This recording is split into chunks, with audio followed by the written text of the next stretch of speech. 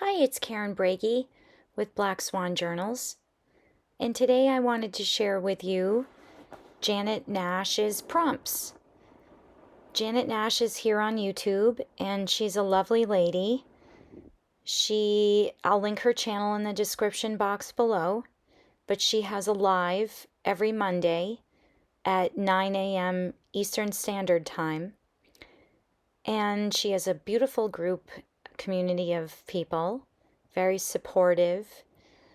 And she does a lot with glue booking and slow stitching and journal making and just an array of things. She's very gentle, relaxing, focuses on easy crafting, no pressure. But she does a live every Monday and gives 5 or 6 prompts. So here I'm doing this week's prompts, which were actually last Monday's. Today is December 4th, 2023. And one of the prompts is owls. And I'm starting out with a piece of embossed paper that I ran through a machine. And now I'm ink blending with Distress Oxide inks in Stormy Sky. I forget, there's another color, but also Salty Ocean and Peacock Feathers, one of my favorites. I love that teal of Peacock Feathers. So here's a little owl that I stamped and did some watercoloring on and fussy cut actually after I was done. And now I'm arranging the owl on the paper with some white birch bark that I got from my property. I'm famous for doing this. I use this a lot on my channel. And so I'm just arranging a little tree scene for him to live in and playing around with the bark until I'm happy. And then I glue it all down and I add some pressed flowers, those are like real pressed flowers. And here is an envelope that I ink dyed. This is how I dye a lot of my papers, with ink and my envelopes and doilies and ephemera when I want more vivid color. I also coffee dye, tea dye, and avocado dye, but when I want more different colors, I use ink. I have a video on that. But anyhow, so I wanted to create like a hill or a mountain effect for some texture and dimensional effect. So I wanted to use the top of that envelope and save the envelope for future use in the blue journal. This is all going in my self-care journal, my blue self-care journal. So I thought, how perfect. I wouldn't have done this normally in this journal, and I absolutely love how it came out in the end. So I'm very grateful for Janet and her prompts. Gets you out of your comfort zone sometimes. So I kind of decided where I'd like the little hills and how I would like it. There's a large ink splotch on the paper that I love and I'm trying to keep. So I'm just sort of strategically placing it down and seeing how I can rip the paper to create some hills and mountains while still keeping that ink blot that I like there on the left. So I finally decide how I want to tear it.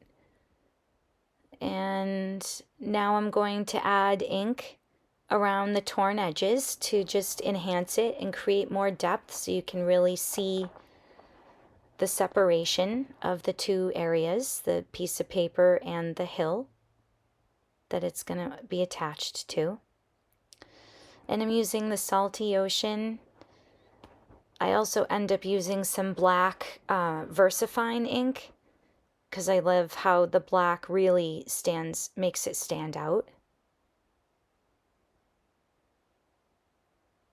And when I end up gluing this down, I only glue like 3 sides so that it has a little bit of a pocket, just in case. I may not use the pocket, but you never know. Be prepared like the Girl Scouts, right? Does anybody remember the Girl Scouts? I yeah, I was a Girl Scout till I was like 13 years old. And then I think they kick you out at that point. You can't do it any longer.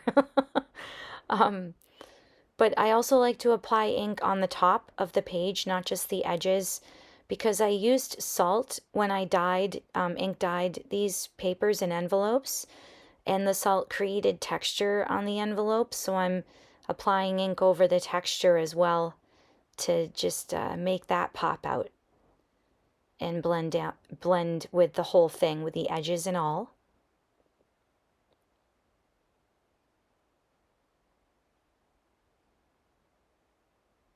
So this is going to end up being a journaling card. The back of this is blank, and I'll be using it in my journal to journal on the back. And the way that all of this represents self-care for me is nature. When I have trouble like bringing myself back to center or back to my true self, my true nature, I breathe, I deep breathe, I do different things. I take brain breaks. I stare out the window and focus on nature if I'm inside. But if those things don't work, I go out into nature, and I'm very fortunate to have it right around me. So I just step right outside and do it. Also, I work outside, so that's nice too. But yeah, so I'll do that, and it brings me right back to my center. Nature is always the thing that never fails me to return back to my center. So now I'm adding a little bit of that black I was talking about, just to pop out the line of separation between the paper and the hill, the pocket hill that we put on.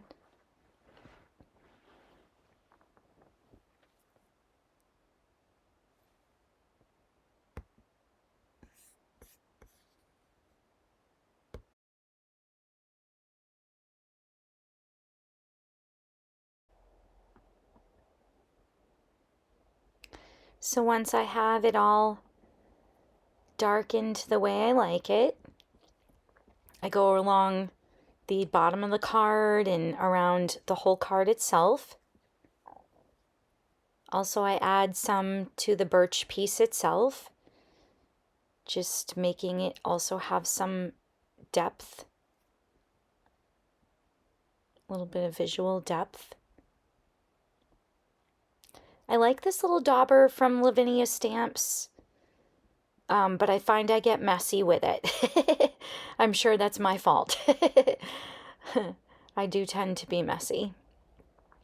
So here's the finished journaling card, and I think I'm going to attach it in the journal with a paper clip that I decorate, but I'm going to find the page that I'd like to put it on.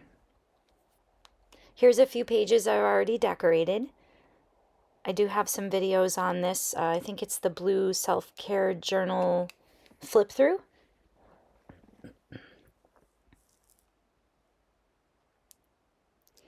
And I will be making more videos on decorating all of these pages, so we can do it together. I would love it if you could all be right in my craft room with me. Wouldn't that be great? And if I could go to yours. I love it. I really like this page, but in the end I settle on this one right here. And I'm going to remove these parts of the journal that I haven't sewn in yet to make it easier to work. And I like it on the lighter page.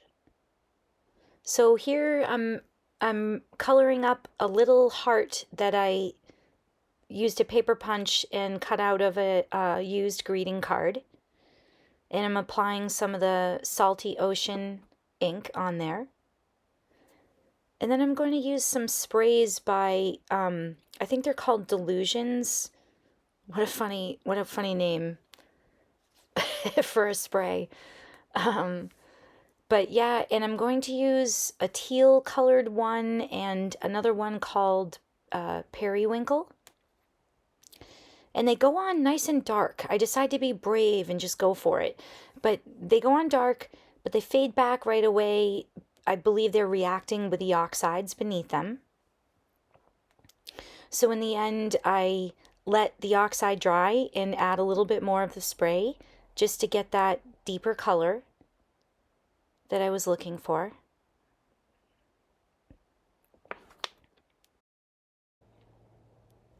So here's the little paper clip that I made to attach the owl journaling card.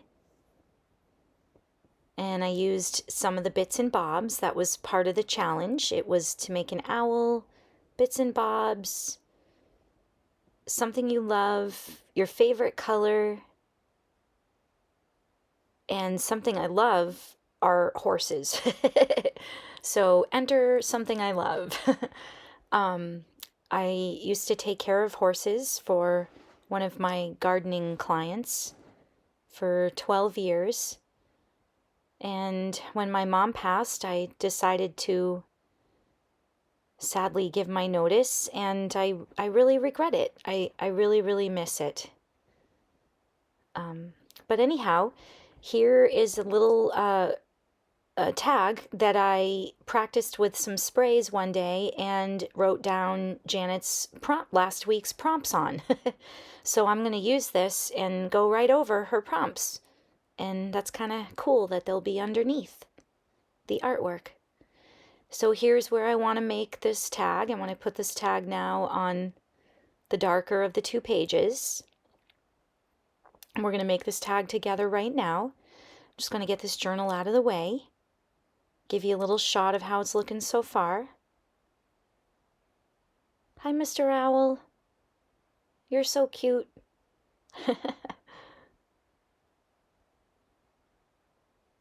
We'll see you later. So I just put down a little scrap paper underneath to protect my table, which really isn't that protected because it's getting stuff all over it as I craft. But I have this stencil here, and I'm going to use the Salty Ocean Distress Oxide. But what I'm going to do is try my best to avoid the spray. And the spray was some coffee dye that I made and then put in a little bit of ink as well in with it, and then put it in a mister. And I was practicing with that. So I'm going to try to avoid the brown sprays, the spray marks, and just get it in the other places that don't have color. Just because I want to keep the sharp contrast between the two colors. And if you go over it with the blue, it'll mute it down. So at first I'm just laying down some color. But as I go along, I went over it 3 times. I didn't let it dry in between. I just kept giving it more color. And sometimes I even pounce, like you see there, to just deposit a lot of color at once. And there, I'm pretty much done. I have no idea what I'm trying to tell you here. But I was trying to express something clearly. But I don't know.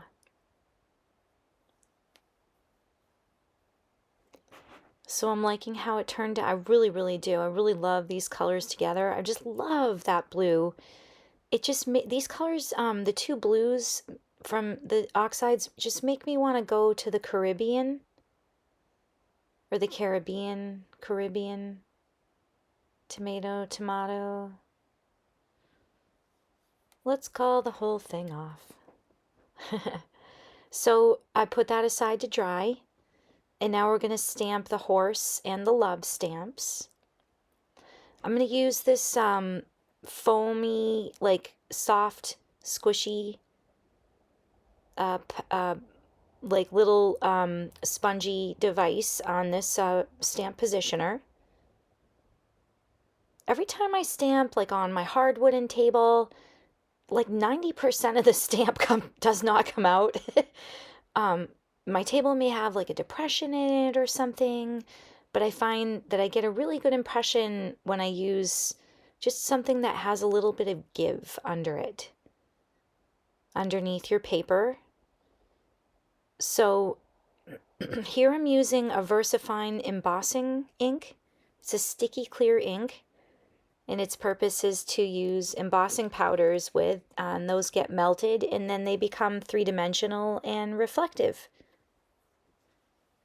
Just getting off a little bit that I didn't want on the stamp with my finger. You could use a rag.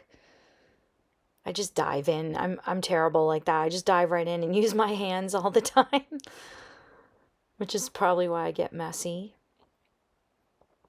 See, I'm just pressing this down. You can't see it because it's clear, but now I'm going to use some embossing powder that is by Ranger, and it's called Princess Gold.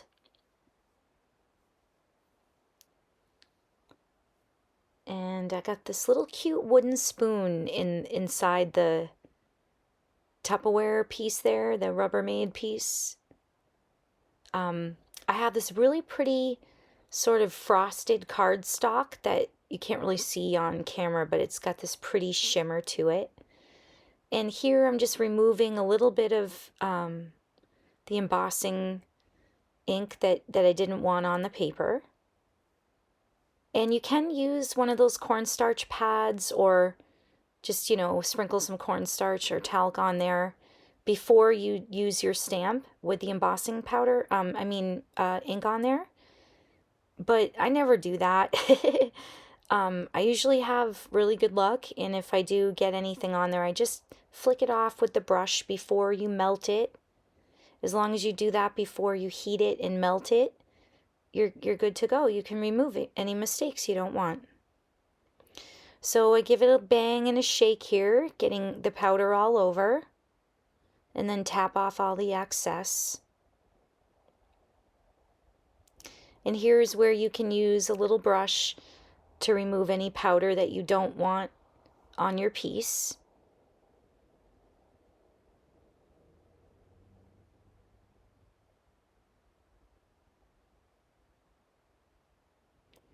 I smudged a little ink around the nose, so I'm just taking just a little bit away with the tip of the brush, and it came out great. You couldn't even tell.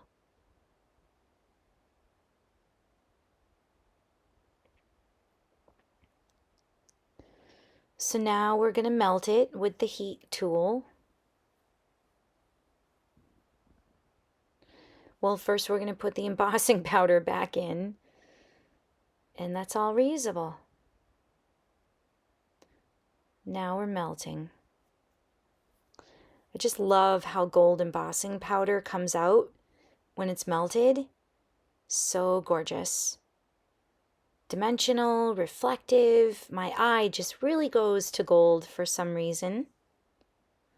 So I hand tore it, and now I'm inking around the edge with the VersaFine ink, and I also added a little bit of vintage photo too around the edges just to pop it out so it stands out on the tag.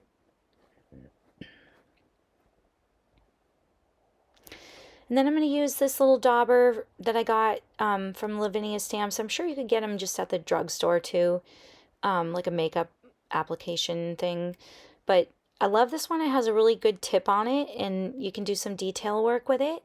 So I'm just applying to the reinforcer like 75% of it, the black ink, because like the other 25% of it has the blue ink on it. So just wanted to color up the rest, and then a little bit on the back. And now with the love stamp, I'm just going to choose the VersaFine black ink here. No embossing powder, no melting, just a straight black ink on that same sparkly cardstock.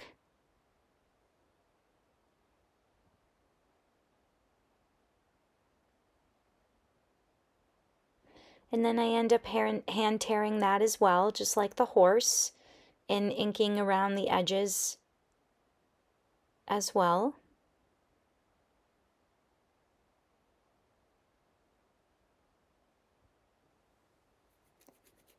and then I glue them both down to the tag, the journaling tag, and I leave the back blank of the tag in the end so that I have space to write. So here I'm deciding to be really brave. Here's a piece that took me some time to create, but I'm going to jump out of my comfort zone, and I'm going to use those same sprays and spray the image that I spent some decent time on making. And it came out really good in the end, and I'm so glad I was brave. I frequently am not, but I'm jumping out of my comfort zone and changing, and it really did come out super pretty. And I love how the splatters came out. And here I'm using another part of the challenge, which was using bits. And I had bits of ribbons and lace, and I'm just making a little tag topper here. So something you love, your favorite color, using bits, owls, those were the prompts. She's so easygoing about the prompts.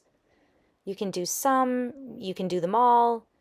You can do them in many ways. You can do them with like slow stitching, sewing, painting, glue booking, junk journaling as I am here. She's so relaxing and easygoing and no pressure. She's a lovely community of people that she's gathered. So here I had a little bit of burlap that I inked around the edges with the Salty Ocean. And I'm attaching it with the Tim Holtz stapler, mini stapler. I love this little stapler.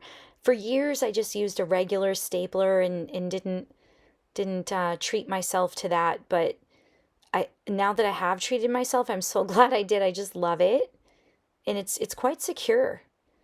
It's a good device, made well. And here I had a piece of scrap paper that I played around with, and in the end decided to fold it to make a triangle, and add black ink around the edges to pop it out, and some of that Salty Ocean all over the top, and just blending in the colors so it's cohesive and has a lot of journaling space. And I decide to frame the journaling card just to give the page a little bit more interest, a little bit more layering. And then I pull the horse out just a little bit, so when I open up that page, I can see the horse peeking out and greeting me, saying, "Hi, you love me." Yes, I do. I love you. I love horses. So, and in the end, I decide I want to put a little birch bark around that burlap, and I want to ink the edges of my papers with black and blue. And if I didn't mention, these are scrapbook papers that I sewed together with my sewing machine. I put the white facing together, and then sorry about my head there and my hair, and sewed the white together and then the pattern facing out to create pages. And sometimes I dye the white sides or don't use scrapbook paper at all. I just used dyed papers that I do myself, 100% and no scrapbook paper. But in this case, this particular scrapbook really caught my eye, and I couldn't help myself in the store. I've been talking about it on other videos too. But the good thing is I'm using it. I'm playing with it. I'm using it. And I'm not just storing it away. That sometimes does happen in my past. But not anymore.